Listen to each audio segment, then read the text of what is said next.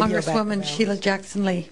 I'm honored to be able to sit here with Congresswoman Woolsey, Congresswoman Lee, and Congresswoman Waters, and I would claim that we are sisters in arms for your battle. I am grateful for Kelly, Sergeant Kelly, for coming back and putting her angst, anguish, the way we always look at Americans, is to fix it and to make it right. I think your generation of soldiers will really claim the name, the greatest generation. And we are grateful for your presence. To each of you, I want you to consider yourself today to be the empowerment of those whose voices cannot be heard. And I feel a sense of urgency. I will leave this mic for a moment to go to the floor to take some of the points that you've made and to offer them in my opposition to the war and what will be my vote against any more funding for the war in Iraq. And we've made a personal commitment that we will never vote for another cent. Sometimes we're blindsided. Sometimes they sneak it in or sneak it around. We try to be like Sherlock Holmes and to find it and make sure we do not cast our vote. What I think I heard from Mr. Goldsmith was that there was this stop-loss policy of Secretary Rumsfeld.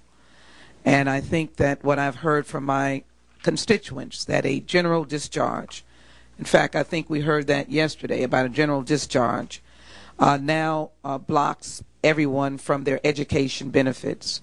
So let me join with Congresswoman Waters to say that this has to be fixed, morphed, refined, distinguished, so that individuals who have, for causes, for reasons, for tragedies, found themselves under this particular discharge do not have to suffer anymore. Let me also very quickly say that you are creating a movement. It pains me to hear that you are representing those who are shouting in the darkness.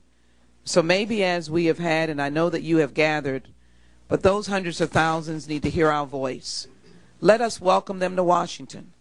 Let's bring 100,000 of your members to Washington. And let's call the roll on members of Congress to come and tell them why this war continues. I think, frankly, that should be the challenge today. Get all the news TV watchers that are shouting. Get all the PTSD folk that cannot seem to think that anyone else cares. Get over the thousands of those who may have attempted suicide and God allowed them by intervention to still be here. Get them here by bus or train or road. Now, I have been committed to a position. Many of us have legal positions that we are committed to, and I hope you can convince people to vote for a proposition that really the resolution that put this war forward in 2002 has expired. It's over. There is no more authority. And I have a resolution that suggests that you have done everything we asked you to do. Saddam Hussein is not there. There is an elected democratic government, and a good portion of the UN Security Resolutions passed. War over. Resolution. No authority. No president right now has any authority to be in Iraq, and you should come home with honor. I hope you can be convinced of that, because every time Americans begin to think they want the war over, someone will poison their mind. We can't stay. We have to stay. The terrorists are there. We are fighting the terrorists. You're telling us that what we're doing is bloodying our hands. We are bloodying our hands. We are disregarding the flag. We are disregarding the Constitution and what Americans are known for. We are defenders of peace, defenders of democracy and freedom. And you're telling us that it's not what we're doing. And so I hope that you understand that you can stand up and say the authority of this president is over. We have committed all of the aspects of the resolution that were asked of. It is over. It is done. And lastly, our brothers and sisters who came home in Vietnam, we did not decipher from them and the war. And somebody needs to stand up and join. A portion of what I've offered is a national day of honor and celebration for every single one of you.